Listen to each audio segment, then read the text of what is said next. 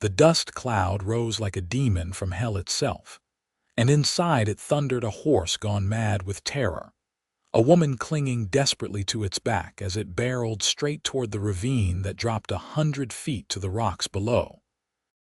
Benjamin Fletcher had been mending fence wire along the south pasture when he heard the screaming, and without a moment's hesitation, he vaulted onto his quarter horse and gave chase across the Texas prairie, his heart hammering against his ribs as he realized what was about to happen if he did not reach her in time. It was May of 1882, and the afternoon sun beat down mercilessly on Fort Garland, Texas, a settlement that had grown up around the old military outpost after the war. Benjamin pushed his horse harder, leaning low over its neck as he urged every ounce of speed from the animal beneath him. The woman's horse was a magnificent bay mare, probably spooked by a rattlesnake or perhaps a mountain lion, and now it ran with the blind panic of prey, pursued by a predator it could not see. Benjamin angled his approach, cutting across the diagonal to intercept rather than following directly behind. He could see the ravine getting closer with every heartbeat, maybe 200 yards now, then 150. The woman had lost her hat, and her dark hair streamed behind her like a banner. She was still fighting to control the horse, pulling on the reins, but the mare had the bit in its teeth and was beyond reasoning. 100 yards to the ravine. Benjamin drew alongside the runaway horse, reaching out even as both animals thundered across the hard-packed earth.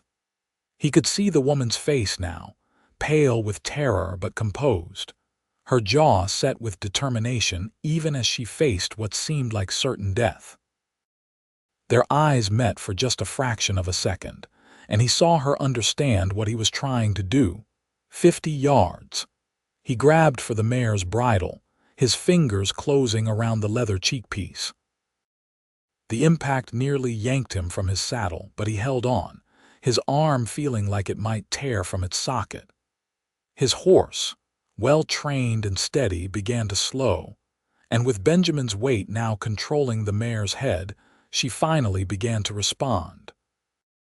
The ravine loomed before them, so close now that Benjamin could see individual rocks in the cliff face. 20 yards. The horses slowed, their hooves digging furrows in the dirt as Benjamin pulled with all his strength. The woman had released the reins and was leaning back, adding her weight to the effort to stop.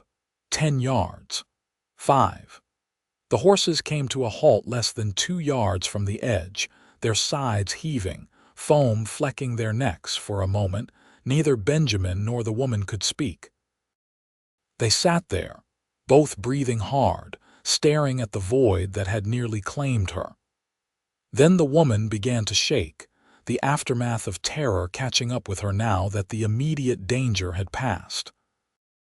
Benjamin dismounted quickly and went to her side, reaching up to help her down from the trembling mare. Her legs nearly gave way when her feet touched the ground, and Benjamin caught her, steadying her with his hands on her arms.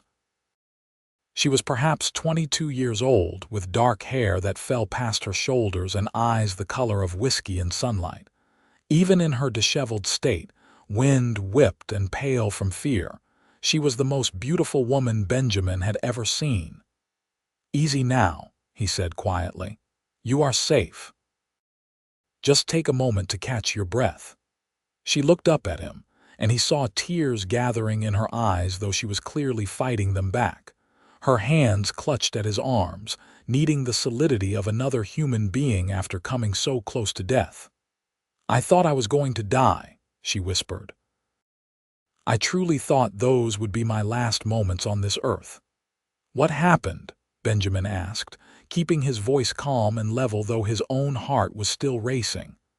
"A snake," she said, taking a shuddering breath. "It struck at Rosie's legs and she panicked. I have never seen her like that. She has always been so gentle, so calm." Benjamin glanced at the mare, who was now standing quietly, her panic burned away by the wild run. Any horse will bolt if surprised by a rattler. It is pure instinct. Nothing you could have done would have stopped her once she got it in her mind to run. The woman looked toward the ravine, then quickly away, as if the sight of how close she had come to the edge was too much to bear. "You saved my life," she said, turning back to Benjamin. Her voice was stronger now, though still shaken. "If you had not been there, if you had not risked yourself to stop her, I would be dead at the bottom of that ravine." "Anyone would have done the same," Benjamin said, though he knew that was not entirely true. He had seen the distance, calculated the angle, and known that failure meant possibly going over the edge himself. But there had been no choice, not really. He could not have lived with himself if he had not tried. "That is not true, and you know it," she said firmly. She straightened, seeming to gather herself together, though Benjamin noticed she was still trembling slightly. "You could have been killed trying to save me. How can I ever repay you?" Benjamin felt his face flush slightly. He was not accustomed to gratitude, especially not from beautiful women. "No repayment necessary, miss. I am just glad I was close enough to help." She studied his face for a long moment, and he found himself unable to look away from her eyes. "At least tell me your name," she said. "I should know who it was that gave me back my life." "Benjamin Fletcher, madam. I have the ranch about 3 miles east of here." "The Fletcher place," she said, recognition dawning in her expression. "I have heard of it. People say you run good cattle and keep honest books." "I try to," Benjamin said simply. "My name is Josephine Riley," she said, and now she managed a small smile. "My father owns the general store in Fort Garland. I was riding out to sketch some of the wildflowers that grow along the creek near here. I'm afraid my sketchbook is probably scattered across half the prairie now." "I can help you look for it," Benjamin offered. "Once you feel steady enough to ride back." Josephine glanced at her mare and bit her lip. "I confess I am not sure I have the courage to get back on Rosie just yet. My hands are still shaking." "Then you can ride with me," Benjamin said. "I will lead Rosie back. It is not far to town, and your father must be worried if you have been gone long." "I left hours ago," Josephine admitted. "I told him I would be back by mid-afternoon, and the sun is already getting low." She looked at Benjamin with something like wonder still in her eyes. "Thank you. Not just for saving me, but for being kind about it afterward. Some men would have crowed about their bravery or expected immediate rewards." Benjamin felt his face grow warm again. "That is not who I am, Miss Riley." "Call me Josephine," she said. "I think we can dispense with formalities after you pulled me back from the edge of death." He smiled at that, a genuine smile that reached his eyes. "Then you should call me Benjamin." They gathered the horses, and Benjamin helped Josephine mount his quarter horse before swinging up behind her. She sat in front of him in the saddle, and he tried not to notice how she fit perfectly in the circle of his arms as he took up the reins. She smelled of lavender and sunshine, and he found himself hyper-aware of her presence, of the way her hair occasionally brushed against his jaw when the wind caught it. They rode slowly back toward Fort Garland, leading the now docile Rosie behind them. The sun was indeed getting lower, painting the western sky in shades of orange and gold. The prairie stretched around them in all directions, dotted with mesquite and sage, and in the distance, they could see the buildings of the town rising from the flat landscape. "You said you were out sketching," Benjamin said after they had ridden in silence for a while. "Are you an artist?" "I try to be," Josephine said. "Though I am not sure my work would qualify as art in the eyes of anyone trained in such matters. I simply love to capture the beauty I see around me. The wildflowers here are so different from the ones back east, more vibrant somehow, as if they have to shout to be noticed among all this space." "You are from the east originally." "Philadelphia," she confirmed. My father decided to start fresh out here after my mother passed away 5 years ago. He said he could not bear to stay in the house where they had been happy together. So we came to Texas, and he bought the general store, and we have been here ever since. You miss it, Philadelphia. Josephine was quiet for a moment, considering. Sometimes, she admitted. I miss the theaters and the museums, the way everything felt close together and civilized, but there is something about this land that gets into your blood. The openness of it, the way you can see the storms coming from miles away, the sunsets that make you believe in something greater than yourself. I would not trade it now, even to go back. I know what you mean, Benjamin said. I was born here, so this is all I have ever known, but I have talked to enough newcomers to understand what you are saying. This land is not gentle, but it is honest. It does not pretend to be something it is not. They talked as they rode, the conversation flowing easily between them in a way that surprised Benjamin. He was not usually comfortable talking to women, especially beautiful ones, but Josephine had a way of asking questions that drew him out, made him want to share his thoughts. He told her about his ranch, about the challenges of keeping cattle alive through the hot Texas summers and the occasional harsh winter. She told him about working in her father's store, about the characters who came through, the travelers with their stories of other places, the ranchers who bought supplies on credit and always paid their debts when they sold their herds. By the time they reached the outskirts of Fort Garland, Benjamin felt as though he had known Josephine Riley for much longer than the hour or so since he had pulled her back from the ravine. There was something between them, a connection he could not quite name but felt as surely as he felt the reins in his hands. The town was small, just a main street with perhaps 20 buildings lining it, but it was home to nearly 300 souls and served the ranches for miles around. Riley's general store stood near the center of the street, a substantial building with large windows displaying goods and a covered porch where men often gathered to talk and smoke. As Benjamin and Josephine rode up, a man came bursting out of the store, his face a mask of relief and worry. "Josephine," he cried out. "Thank God, I was just about to organize a search party." "I am fine, Papa," Josephine said quickly as Benjamin helped her dismount. "I had some trouble with Rosie, but Mr. Fletcher here saved me." James Riley was a man in his middle 50s, with thinning gray hair and the solid build of someone who had spent his life working with his hands. His eyes, the same whiskey color as his daughter's, took in the scene before him with quick intelligence. He saw the state of Rosie, the lather still drying on her coat, the way Josephine was moving carefully as if sore or shaken. "What happened?" he demanded, looking between them. Josephine told the story quickly, not dramatizing it but not minimizing the danger either.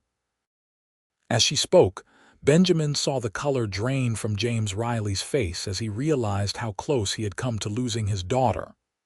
"My God," Riley breathed when she finished. He turned to Benjamin and stuck out his hand. "Sir, I am in your debt. My daughter is everything to me, and if you had not been there, if you had not risked yourself to save her, I would have lost the only family I have left in this world." Benjamin shook the offered hand, feeling the strength in the older man's grip. "I am glad I was able to help, Mr. Riley." "James, please," Riley said. "And you must let me do something to thank you properly. Come inside, please, both of you. Josephine, you need to sit down before you fall down, and Mr. Fletcher, you must allow me to offer you something for your trouble." "Benjamin," he said.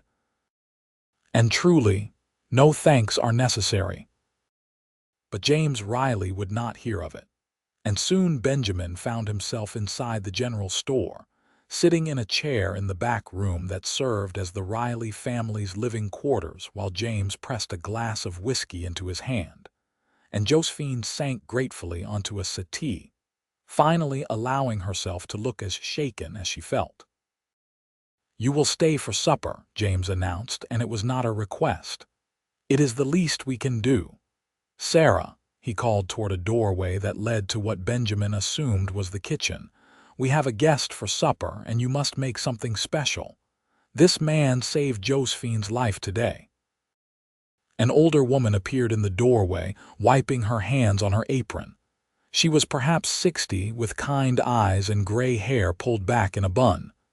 "This is Sarah Watkins," James explained. "She keeps house for us and cooks. Sarah, this is Benjamin Fletcher." He pulled Josephine back from a runaway horse today, right at the edge of the ravine. Sarah's hand flew to her mouth. "Lord have mercy," she breathed.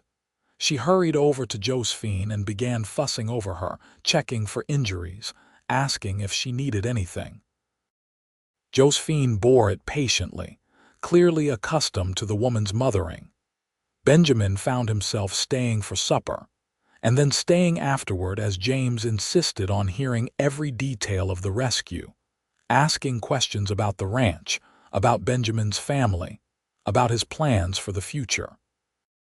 Josephine joined the conversation whenever her father allowed her a word, and Benjamin found himself telling them things he rarely shared with anyone, about how his parents had died of fever when he was 19, leaving him the ranch to run alone, about the struggles of the first few years when he had nearly lost everything, about how he had slowly built the place back up until now it was prosperous enough to support him comfortably. "You run that whole ranch by yourself?" James asked with clear admiration. "I have 2 hands who help with the heavy work," Benjamin explained. "Miguel and his son Carlos.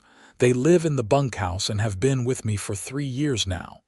Good men, both of them. But yes, I make all the decisions and do a fair share of the work myself." "That is impressive for a man your age," James said. "How old are you, if you do not mind my asking?" 26 this past January. "And never married, Papa," Josephine said warningly, her cheeks coloring. "What?" James said innocently. "I am simply making conversation. A successful young rancher, good-looking, clearly brave and resourceful. I am simply surprised some young lady has not snapped you up before now." Benjamin felt his own face flush. "I have been too busy with the ranch to think much about courting, sir." "Well, perhaps that should change," James said, and the look he gave Benjamin was loaded with meaning. The evening passed pleasantly, and when Benjamin finally rose to leave, the sky was fully dark and stars spread across the heavens like diamonds scattered on black velvet. Josephine walked him to the door while her father made a show of checking something in the store. "Thank you again," she said quietly. "Not just for saving my life, but for staying this evening.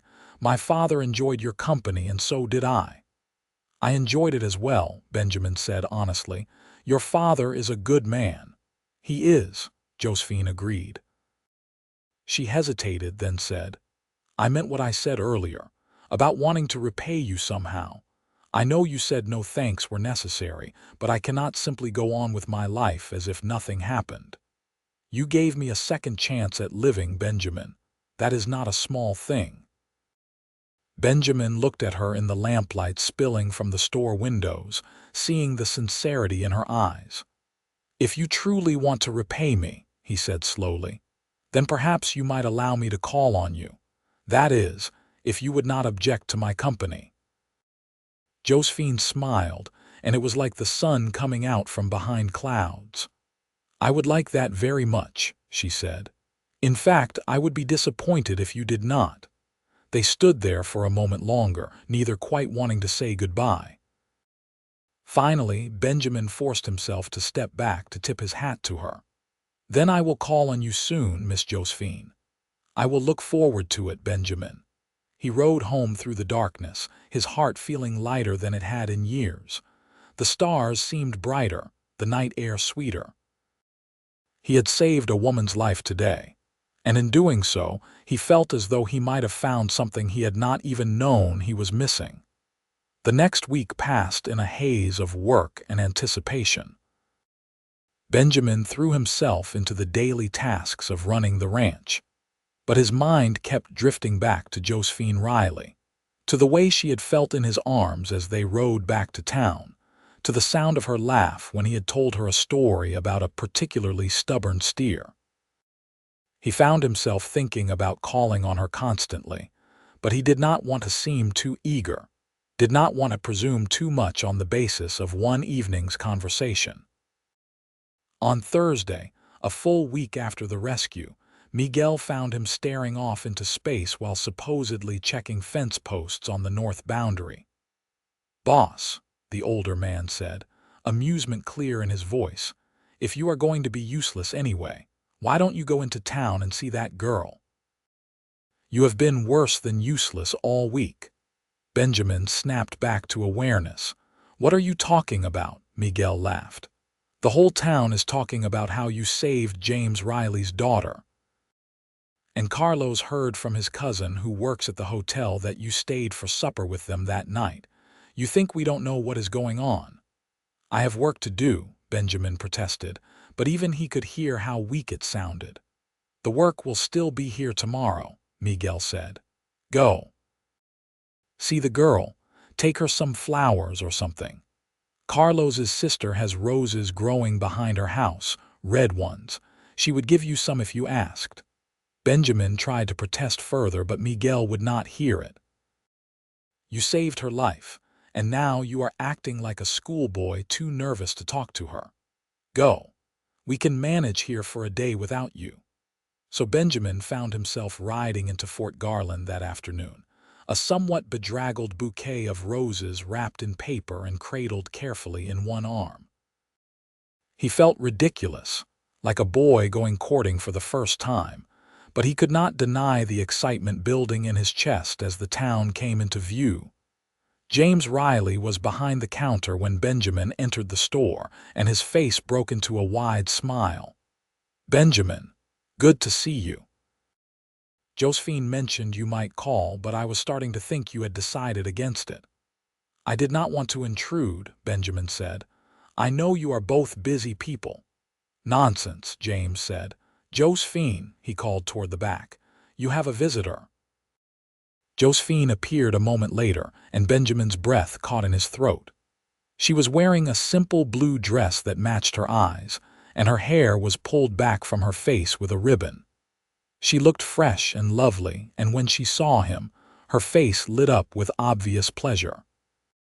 "Benjamin," she said warmly, "what a wonderful surprise." He held out the roses, feeling awkward. "I thought you might like these." Her eyes widened with delight as she took them, bringing them to her nose to smell.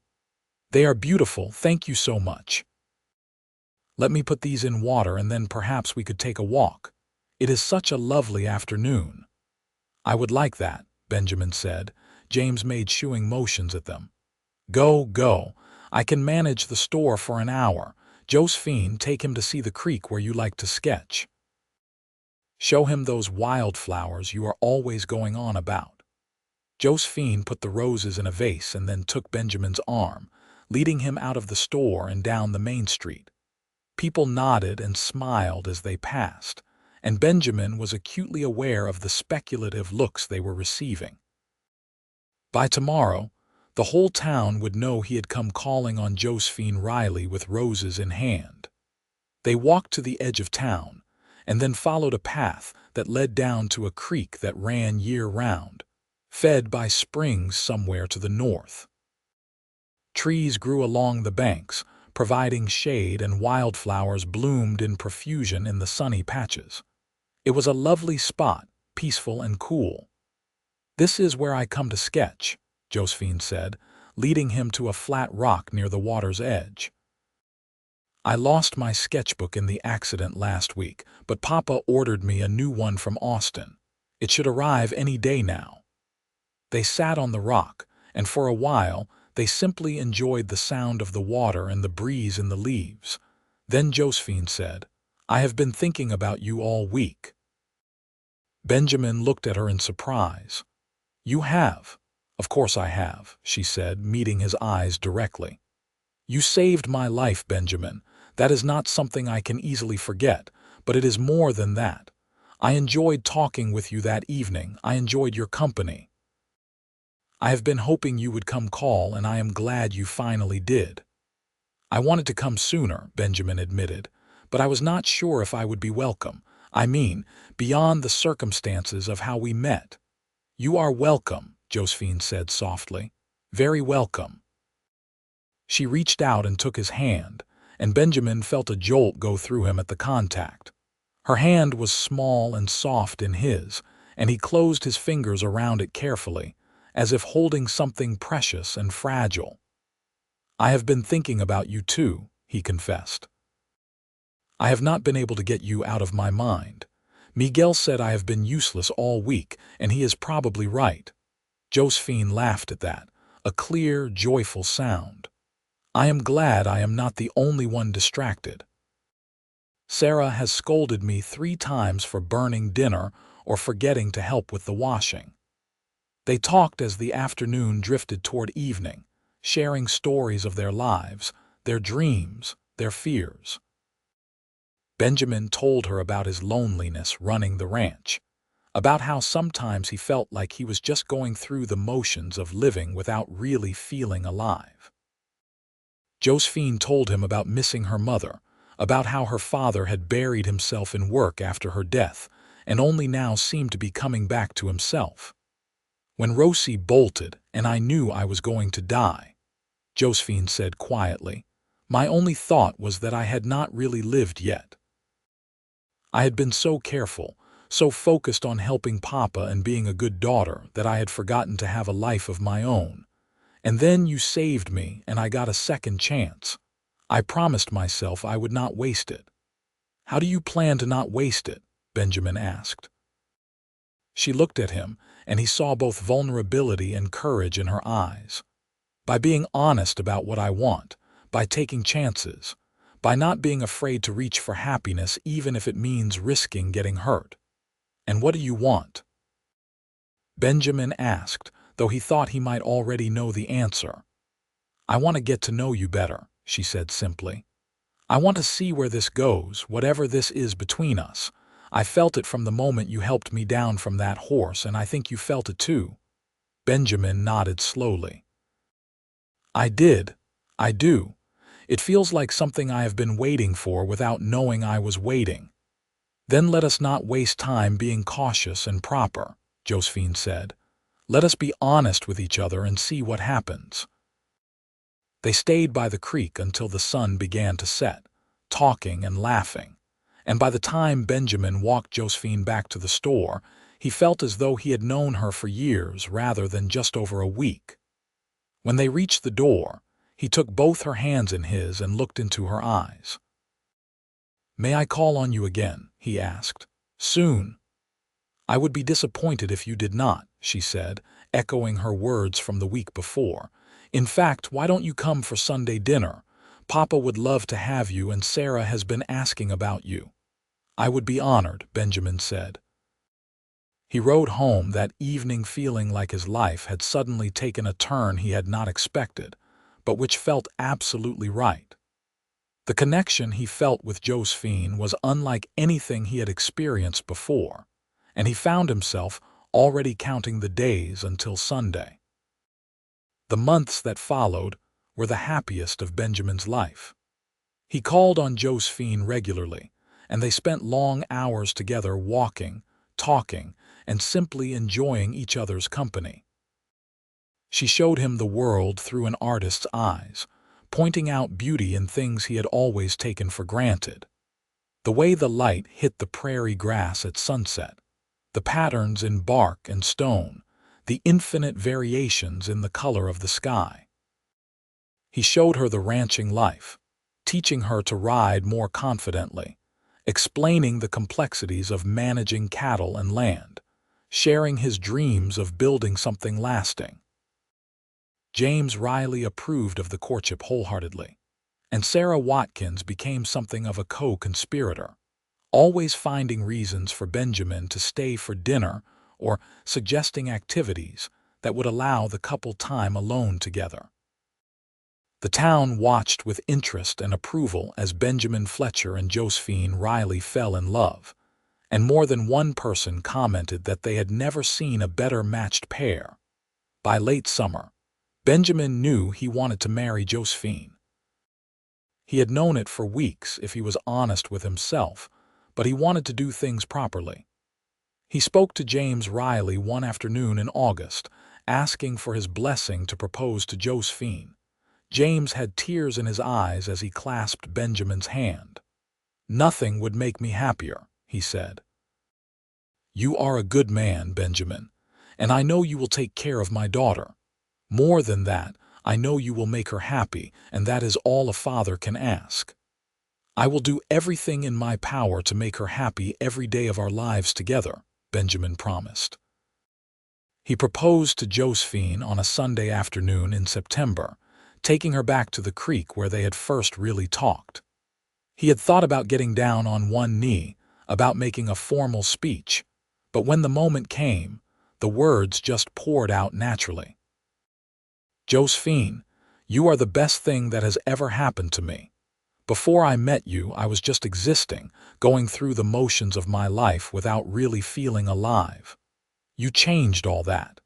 You make me laugh, you challenge me to see the world differently, and you make me want to be a better man. I love you with everything I am, and I want to spend the rest of my life with you. Will you marry me?" Tears streamed down Josephine's face as she threw her arms around his neck. "Yes," she said. "Yes, yes, yes. I love you too, Benjamin. I have loved you since the moment you pulled me back from that ravine, and I will love you until the day I die." He kissed her then for the first time, and it felt like coming home. She was soft and warm in his arms, and he tasted salt from her happy tears. When they finally pulled apart, both of them were crying and laughing at the same time. He slipped the ring onto her finger, a simple gold band with a small diamond that had belonged to his mother. It fit perfectly, as if it had been made for her. They were married in October, when the Texas heat had finally broken, and the air held the first hints of the cooler weather to come. The wedding was held in the small church in Fort Garland, and it seemed like everyone in the county turned out to celebrate. Josephine wore a dress of white lace that had been her mother's, altered to fit her by Sarah's skilled hands, and she had never looked more beautiful. Benjamin wore his best suit, his boots polished until they gleamed, and when he saw Josephine walking toward him down the aisle, his heart felt too full for his chest to contain. They spoke their vows in front of God and the community, promising to love and honor each other for the rest of their lives. When the preacher pronounced them husband and wife, Benjamin kissed his bride, and the church erupted in cheers and applause. The reception was held at the town hall, with tables of food and a fiddle player who kept the music going late into the night. Benjamin and Josephine danced together, lost in their own world even as they were surrounded by well-wishers. James Riley made a toast that had everyone laughing and crying at once, talking about how he had nearly lost his daughter but gained a son instead, and how sometimes the worst moments in our lives lead to the greatest blessings. When the celebration finally wound down, Benjamin took his bride home to the ranch that was now theirs together. He had spent weeks preparing for this, fixing up the house, adding touches he hoped would make Josephine feel at home.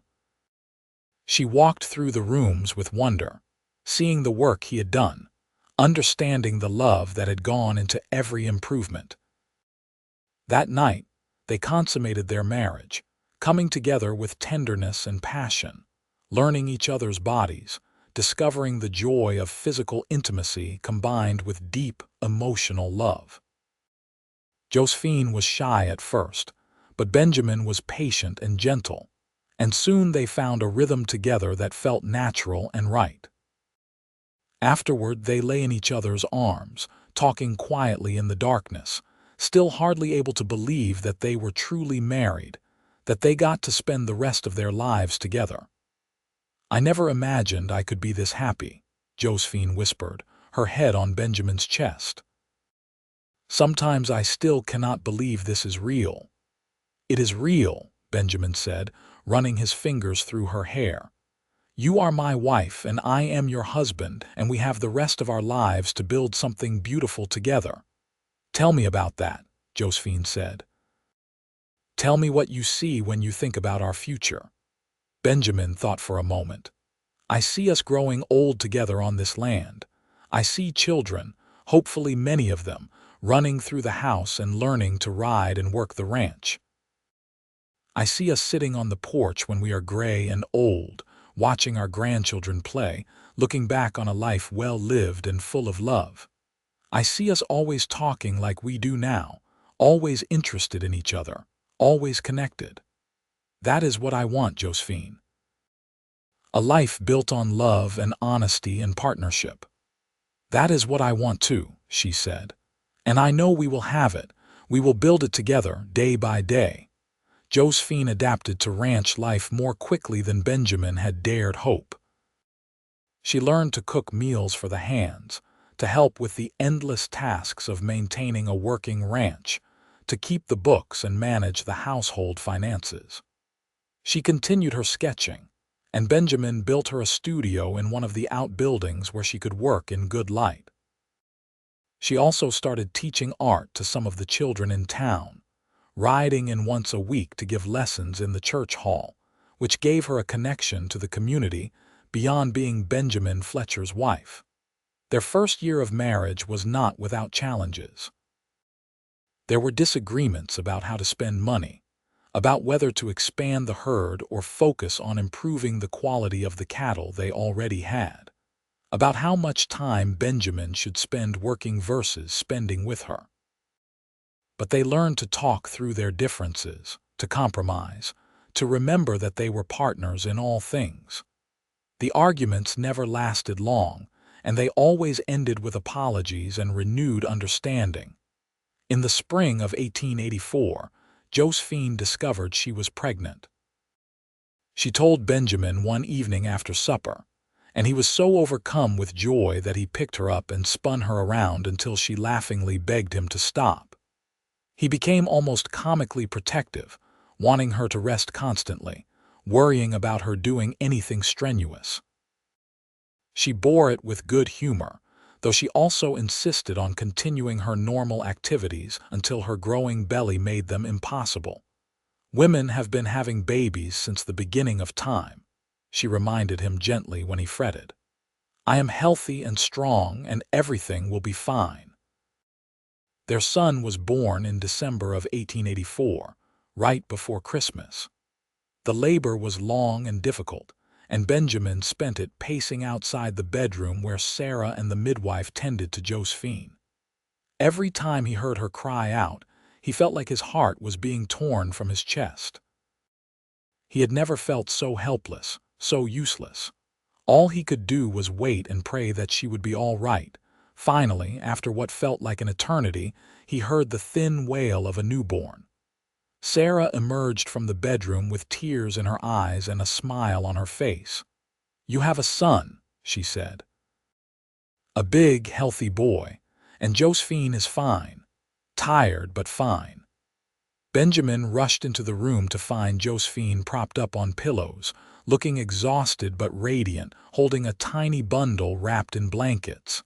He approached slowly, overwhelmed by the sight of his wife and child.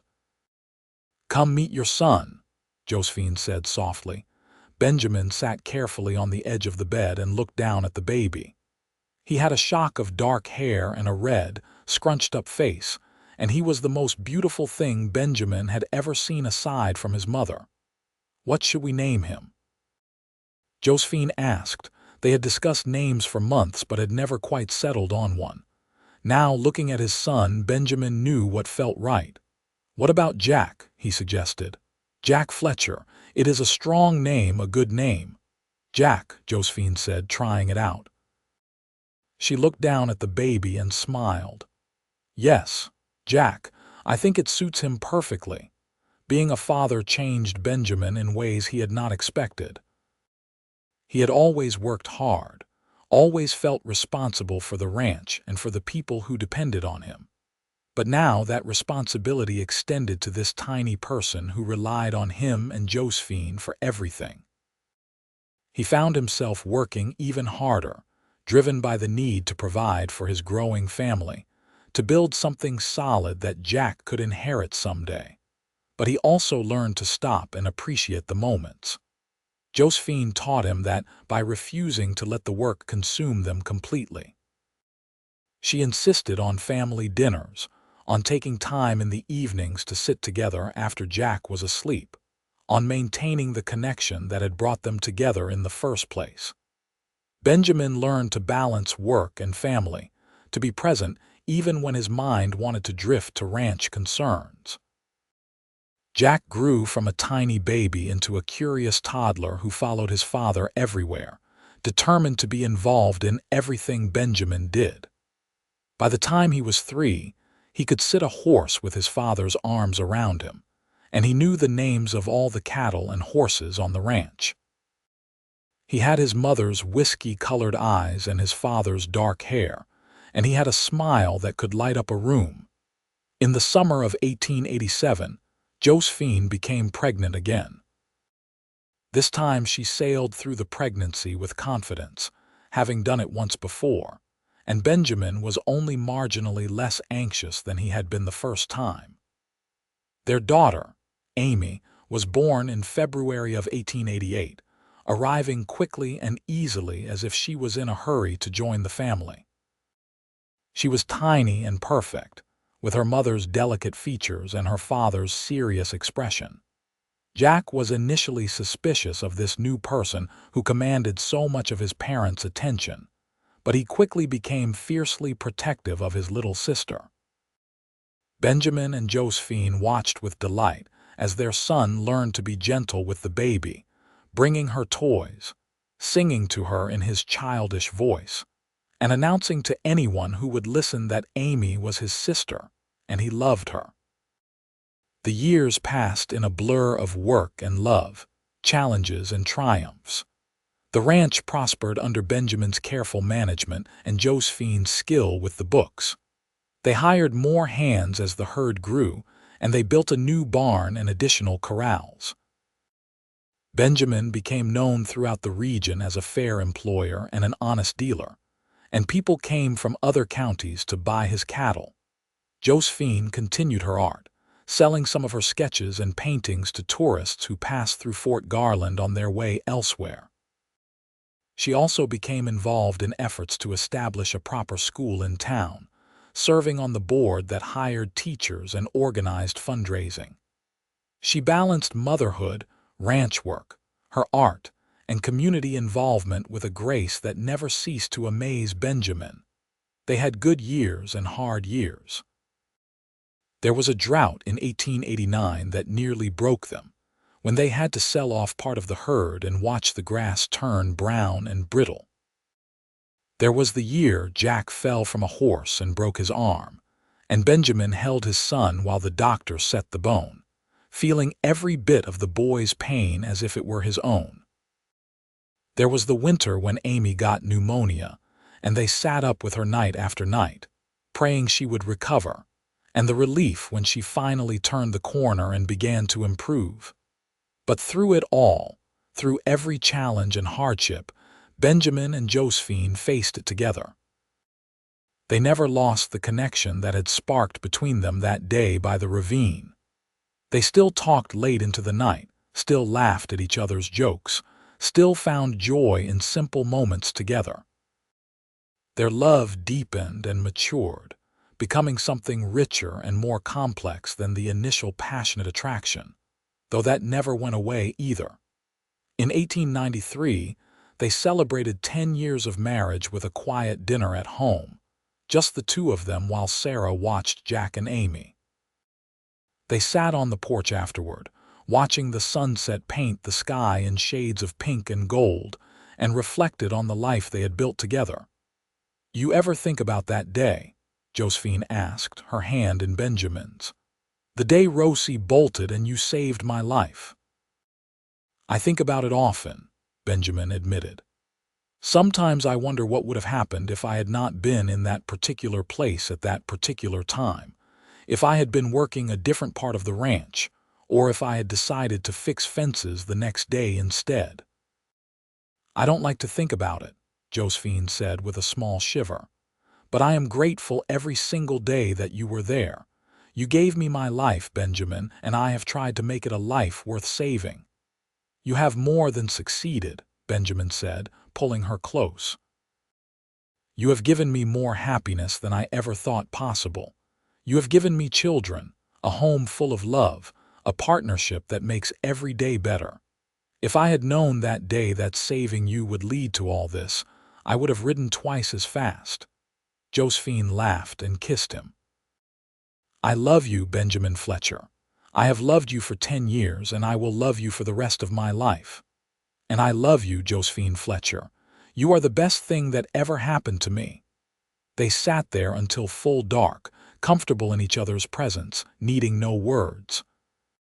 Somewhere in the house, they could hear Jack and Amy playing a game with Sarah, their laughter floating out into the evening. The cattle lowed softly in the distance, and a coyote called from the hills. It was home, and it was perfect. More children followed. A second daughter, Rose, was born in 1894, named for the horse that had brought Benjamin and Josephine together in the first place. Then twin boys, Thomas and William, arrived in 1897, causing chaos and joy in equal measure. The house that had seemed so empty when Benjamin lived there alone now rang with the sounds of children playing, arguing, learning, and growing. Benjamin expanded the house to accommodate their growing family, adding rooms and a second story. He also built a schoolroom where Josephine could teach the children their letters and numbers, though Jack now attended the school in town, riding in each morning with his lunch packed in a tin. Benjamin taught all the children to ride as soon as they could sit a horse, and they helped with age-appropriate chores around the ranch, learning the value of hard work and responsibility.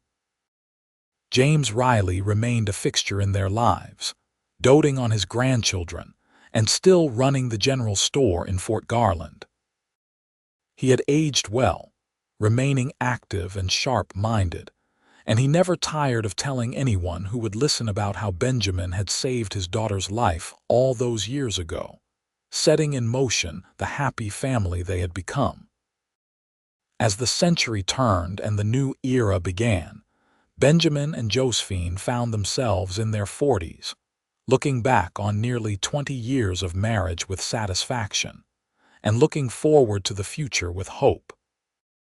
The Wild West was slowly being tamed, with more settlements, more law and order, the encroachment of modern conveniences like telegraph lines and better roads. But their corner of Texas remained much as it had always been, a place where hard work and honest dealing still mattered, where a person's word was their bond. Jack was 17 now, tall and strong, already as good a ranch hand as any man Benjamin employed. He had his father's steady nature and his mother's artistic eye, and he talked about studying architecture someday, designing buildings that were both functional and beautiful. Benjamin supported the dream while also teaching his son everything he knew about running the ranch, wanting Jack to have choices about his future. Amy, at 12, was already showing signs of being a beauty like her mother, but she had her father's determination and a stubborn streak that both frustrated and delighted her parents. She loved the ranch life and announced regularly that she never wanted to leave, that she would run the ranch herself someday if her brothers didn't want it. Rose, at 6, was quiet and thoughtful, always with a book in her hand, already reading at a level far beyond her years. The twins, at 3, were a handful, into everything, keeping Sarah and Josephine constantly busy. In the spring of 1901, Benjamin and Josephine took a rare trip alone together, leaving the children in Sarah's capable care and riding out to the ravine where Benjamin had saved Josephine's life 19 years earlier. Neither of them had been back to the spot since those early days of their courtship, and they stood at the edge looking down, holding hands, thinking about how close they had come to never having this life together. "It still frightens me," Josephine admitted. "Looking at how far the drop is, thinking about how close I came to dying that day." "But you didn't die," Benjamin said firmly. "You lived, and we found each other, and we built something wonderful together." "We did," she agreed, turning to face him. "Benjamin, I want you to know that every single day of these 19 years has been a gift. Even the hard days, even the times when we struggled or fought or weren't sure how we were going to make it through whatever challenge we faced. All of it has been a gift because I got to face it with you." Benjamin felt tears prick his eyes. After 19 years of marriage, Josephine could still move him to tears with her words. "I feel the same way," he said. "You are my partner, my best friend, the love of my life. I cannot imagine having done any of this without you beside me." They kissed there at the edge of the ravine, a kiss that held 19 years of love and devotion, of shared joys and weathered sorrows, of passionate nights and comfortable domesticity. When they pulled apart, both of them were crying and smiling at the same time, just as they had been the day Benjamin proposed. "What do you want for the next 19 years?" Josephine asked. "More of the same," Benjamin said simply. "Watching our children grow up and make their own lives. Growing old with you. Maybe grandchildren someday, though I am not in a rush for that. Just more days with you, Josephine. That is all I need to be happy." "That sounds perfect," she said. They returned home that evening to chaos, as Thomas had somehow managed to get stuck in a tree, and Amy was attempting a rescue that was likely to result in both of them injured. Benjamin and Josephine looked at each other and laughed, then went to sort out their children, working together as they always did, partners in all things. The years continued to pass. Jack graduated from the Fort Garland School at the top of his class, and announced that while he still wanted to study architecture, he also wanted to learn everything about running the ranch first. He became Benjamin's right-hand man, taking on more and more responsibility as Benjamin began to slow down slightly, his body showing the effects of decades of hard physical labor. Amy indeed showed no interest in leaving, and she proved to have a natural gift for working with horses. She could gentle the most stubborn animal, and ranchers began bringing their problem horses to her when they heard about her skills. Benjamin watched his daughter work with quiet pride, seeing the same determination and patience he had always valued in himself. In 1905, when Benjamin and Josephine had been married for 23 years, Jack announced that he had met someone. Her name was Margaret. She was the daughter of a rancher from the next county over, and he was in love. Benjamin and Josephine met the girl and approved wholeheartedly. She was smart, kind, and clearly adored Jack. The wedding was held the following spring, and Benjamin reflected on how strange it felt to be on the other side of the equation now, being the father of the groom rather than the nervous young man asking for a father's blessing. Jack and Margaret built a house on the Fletcher property, and Jack began managing more and more of the ranch operations. Benjamin found he did not mind stepping back as much as he had feared he would. It was a relief, actually, to let someone else carry some of the burden, and it gave him more time to spend with Josephine and the younger children who still needed him. In 1908, Jack and Margaret gave Benjamin and Josephine their first grandchild, a girl they named Josephine after her grandmother. Benjamin held his granddaughter and felt the weight of time, the sense of life going on, of legacy and continuation. He was 49 years old now, no longer young but not yet old, and he felt deeply grateful for every year, every experience, every moment that had led him to this point. Amy shocked everyone by announcing her engagement to a veterinarian who had moved to Fort Garland to set up a practice. She had met him when he came to look at some of their horses, and they had bonded over their shared love of animals. The wedding was set for the fall of 1909. Rose, now 15, announced that she wanted to be a teacher and asked if she could attend the normal school in Austin to get proper training. Benjamin and Josephine discussed it at length, worried about their quiet daughter being so far from home, but ultimately deciding they needed to trust her judgment and support her dreams. The twins were 11 now, hellion still but starting to settle into themselves, showing promise as future ranch hands if they chose that path. In 1910, Benjamin and Josephine celebrated their 27th wedding anniversary. They were both in their early 50s now, their hair showing silver, their faces lined with the years but still recognizable as the people who had fallen in love nearly 3 decades before. They had 5 children, 2 married, and 3 grandchildren now, with another on the way. The ranch was prosperous and stable, managed increasingly by Jack, but still bearing Benjamin's stamp in its honest dealings and careful stewardship.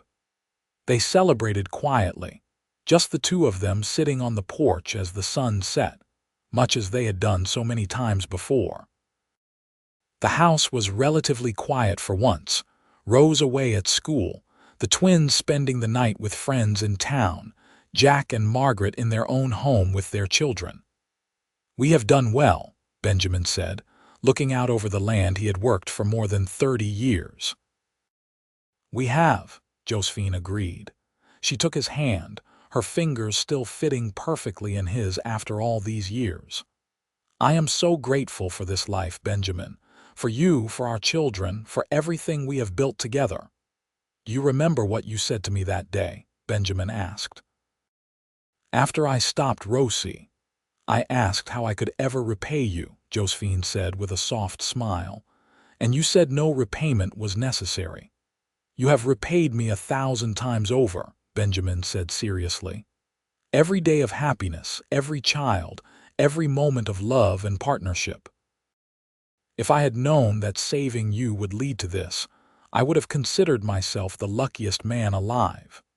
As it is, I do consider myself the luckiest man alive because I got to spend my life with you." Josephine leaned her head on his shoulder. "You saved my life that day, but I think I saved yours too in a different way. You said yourself you were just existing before we met. We saved each other, Benjamin. We gave each other a reason to truly live." "We did," he agreed, "and what a life it has been." They sat there until the stars came out, comfortable in the silence, needing no words after 27 years of marriage. They knew each other's thoughts, each other's hearts. They had weathered storms together, celebrated triumphs together, raised children together, built a legacy together. They had loved each other through every season of their lives, through youth and middle age, through plenty and scarcity, through joy and sorrow. As the years continued, Benjamin and Josephine gradually transitioned into the role of elders. Jack took over full management of the ranch, running it with the same integrity and care his father had taught him. Amy and her husband built a veterinary practice that served the whole region. Rose became a teacher in Fort Garland, coming home to live in her childhood home and teach the children of the town, including her nieces and nephews. The twins, when they grew up, surprised everyone by going into business together, starting a freight company that transported goods between Fort Garland and the larger towns to the east. Benjamin and Josephine watched all of this with pride. Their children grown and successful, their grandchildren numerous and beloved. They had 17 grandchildren in total by the time Benjamin turned 60. And the house that had once been so quiet now echoed with family gatherings, with holiday celebrations that brought everyone home, with the laughter and chaos of multiple generations under one roof. James Riley passed away peacefully in his sleep in 1915, at the age of 88. He had lived to see his daughter happy, his grandchildren grown, and his great-grandchildren starting to arrive. The funeral was large, attended by everyone who had known him, and Benjamin gave a eulogy that had everyone crying, talking about how James had not only accepted him as a son, but had taught him what it meant to be a father himself. Sarah Watkins followed a year later, having devoted her life to the Riley and Fletcher families, having helped raise 3 generations of children. She died in her sleep in the room she had occupied in the Fletcher house for over 30 years, and Josephine wept as if she had lost her own mother, which in many ways she had. Benjamin and Josephine themselves remained healthy and active well into their 60s. They still took rides together when the weather was good, still talked late into the night, still shared a bed and a life that had lost none of its fundamental connection, even as their bodies aged and slowed. They were partners still, best friends still, deeply in love still after 4 decades of marriage. In 1922, they celebrated their 40th wedding anniversary with a huge party that the whole family organized. All 5 of their children were there, all 17 grandchildren, and even a few great-grandchildren. The party was held at the ranch, with tables set up outside, a band playing, and enough food to feed an army.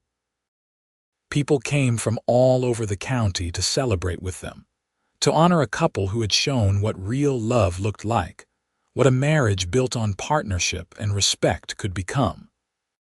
Benjamin and Josephine danced together as the sun set, moving slowly to the music, their bodies still fitting together perfectly after all these years.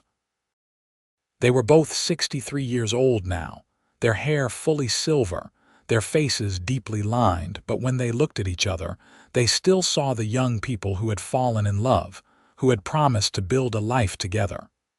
40 years, Josephine marveled. It seems impossible, and yet it feels like no time at all. I would do it all again, Benjamin said. Every moment, every day, I would choose you every single time, Josephine, and I would choose you, she said, always and forever. They kissed there in front of their family and friends, and everyone cheered and clapped. Jack came over with little Josephine, who was now 14 and already showing signs of being as beautiful as her grandmother and great-grandmother. "Grandpa, Grandma," she said, "tell us the story. Tell us how you met." It was a story the grandchildren never tired of hearing, and Benjamin and Josephine never tired of telling. So they gathered everyone around, the whole family and the friends and neighbors who had come to celebrate, and they told the story one more time. Benjamin told about riding across the prairie, seeing the runaway horse heading for the ravine, knowing he had to try to save the woman clinging to its back, even if it meant risking his own life. Josephine told about the terror of feeling the horse out of control, of seeing the ravine approaching, of thinking she was going to die. Together they told about the rescue, about the moment their eyes met, about the instant connection they both felt. "And then," Josephine said with a smile, "when it was all over and we were safe, I looked at this brave man who had saved my life and I asked him a question. I asked, 'How can I ever repay you?' And I said no repayment was necessary," Benjamin continued. "But she insisted she wanted to do something, so I asked if I could call on her. And that was the beginning," Josephine finished. "That moment of danger and rescue led to the greatest love story of my life.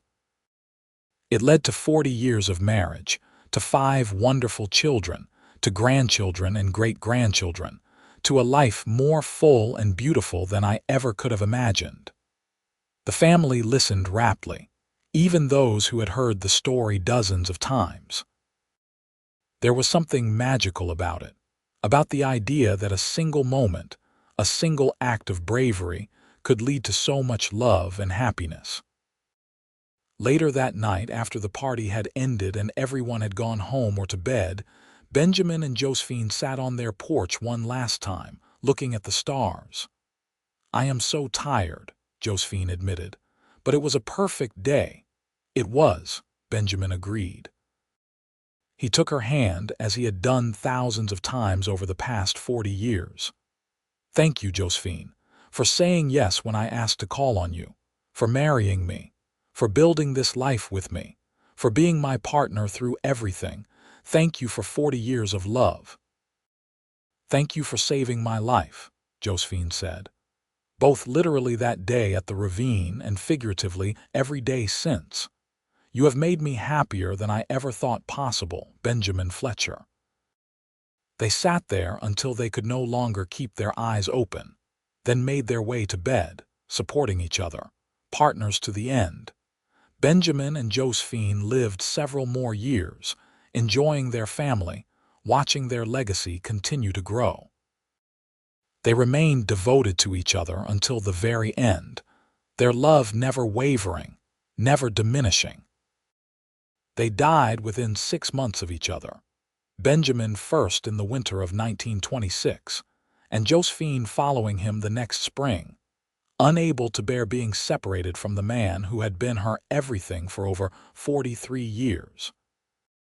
They were buried side by side on a hill overlooking the ranch, under a sky that stretched forever, on land that had witnessed their love story.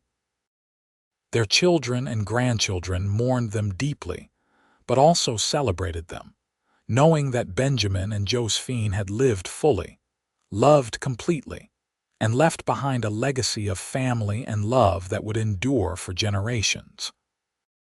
Years later, their great-great-grandchildren would still tell the story of how Cowboy Benjamin Fletcher rescued Josephine Riley from a runaway horse, how she asked how she could ever repay him, and how that single moment of courage and connection had created a love story that spanned more than 4 decades, produced 5 children, dozens of grandchildren, and countless descendants who all carried within them the legacy of that love.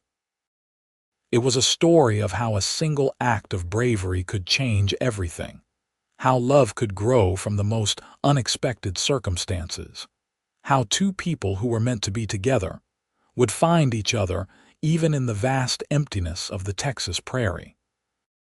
It was a story of partnership and devotion, of building a life together one day at a time, of love that endured through every season and every challenge. It was, in the end, a story about how one cowboy and one woman found each other in a moment of danger and terror, and chose to spend the rest of their lives building something beautiful together.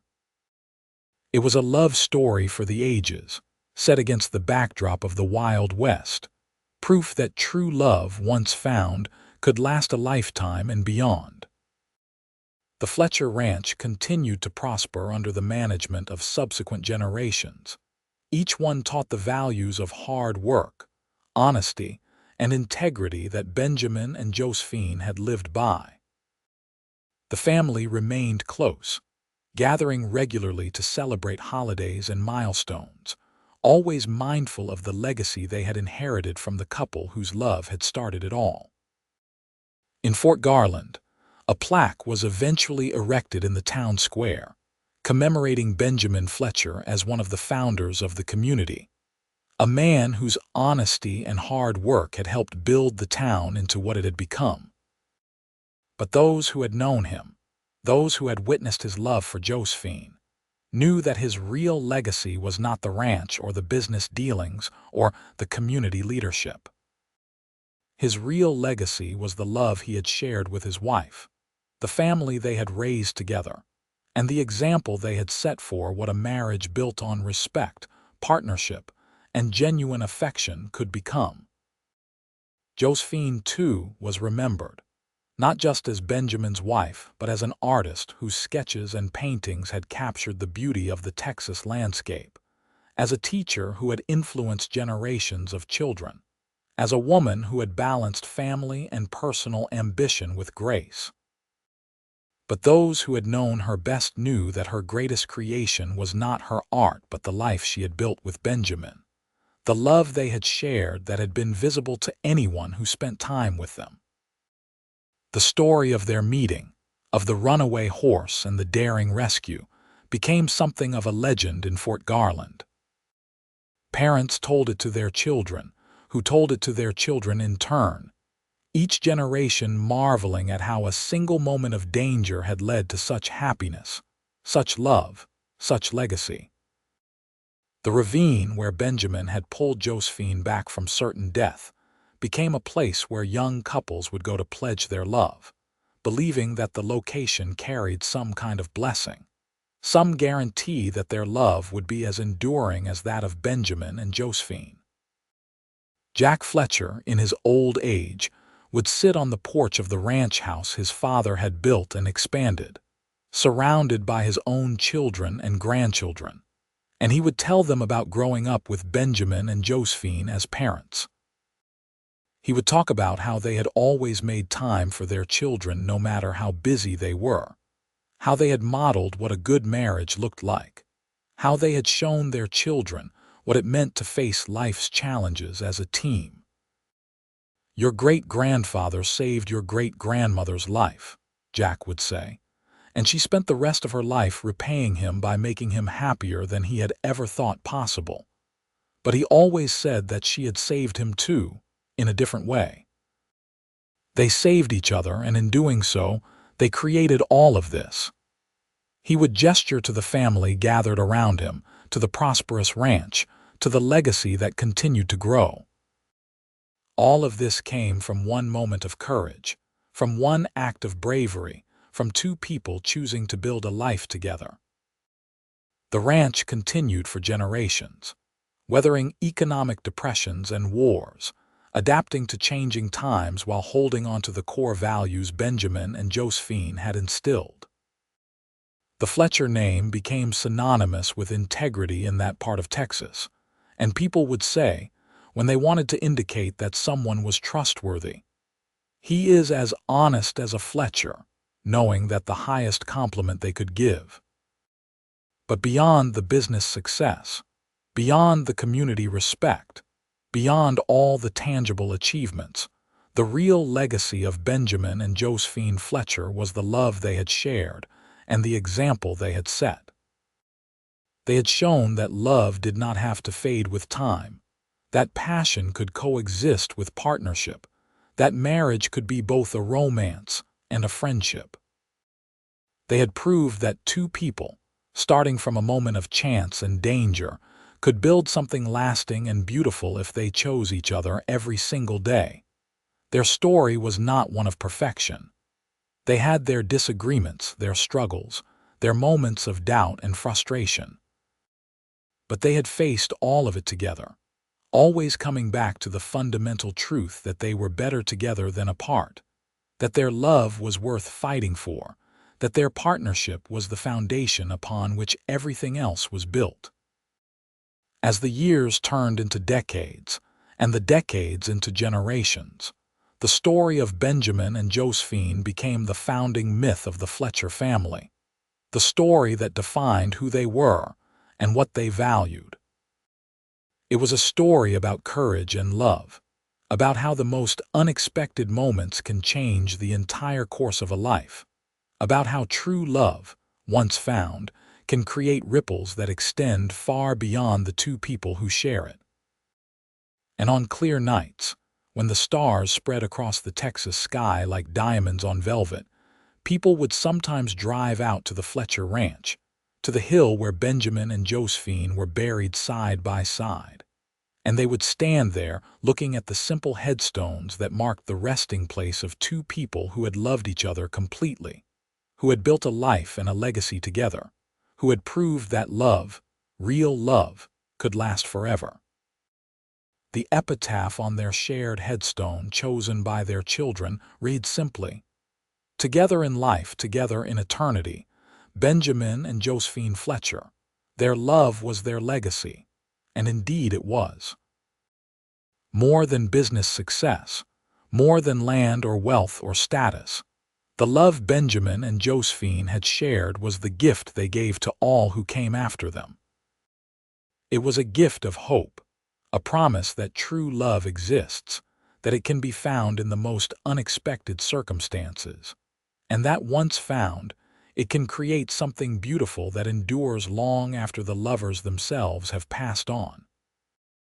The Wild West that Benjamin and Josephine had known slowly disappeared, replaced by modern conveniences and changing times. But their story remained, a testament to a time when life was harder but perhaps also simpler, when a cowboy could save a woman from a runaway horse and win her heart in the process, when love could be built on mutual respect and shared dreams and a commitment to face life together no matter what came. In the end, when Benjamin had pulled Josephine back from that ravine in May of 1882, he had saved more than just her life. He had saved the possibility of their future together, of the children they would have and the grandchildren who would follow, of the love story that would inspire generations. And when Josephine had asked how she could ever repay him, she could not have known that the answer would be a lifetime of love, of partnership, of building something beautiful together one day at a time. That was how Josephine Riley repaid Benjamin Fletcher for saving her life. She gave him her heart, her hand, her partnership, and her love for more than 43 years. She gave him 5 children who carried their legacy forward. She gave him a life worth living, filled with purpose and meaning and joy. She gave him, in the end, everything that truly mattered. And Benjamin, in turn, gave her the same. He gave her safety and stability, yes, but more than that, he gave her partnership and respect, passion and friendship, a love that grew deeper and richer with every passing year. He gave her a life well lived, full of purpose and meaning, full of children and grandchildren and the satisfaction of having built something lasting together. They repaid each other in the end with a lifetime of love. And in doing so, they created a story that would be told and retold for generations. A reminder that love, true love, is worth risking everything for, that it can be found in the most unexpected places, and that once found, it can create a legacy that extends far beyond the 2 people who share it. The sun set on the Fletcher Ranch as it had for more than 100 years, painting the sky in shades of gold and pink and purple. The land that Benjamin had worked, that he and Josephine had built their life upon, continued to sustain their descendants. The love they had shared continued to inspire all who heard their story. And somewhere, in whatever place souls go when they leave this earth, Benjamin and Josephine were together still, their love transcending even death, their partnership continuing into eternity, their story complete and perfect and whole.